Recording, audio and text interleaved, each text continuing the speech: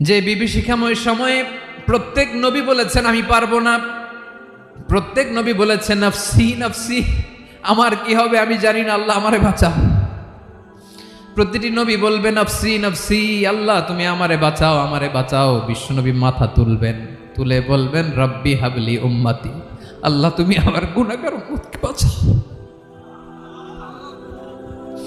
এই দুনিয়ার বুকে রব্বুল আলামিন সব নবীকে একটা করে দাওয়া মুস্তাজাবা দিয়েছেন, মানে যে দোয়া করলে কবুল হয়ে যায় সাথে সাথেই। দাও বিহা, দুনিয়ার সব নবীরা ওই দোয়াটা দুনিয়ায় করে ফেলেছে।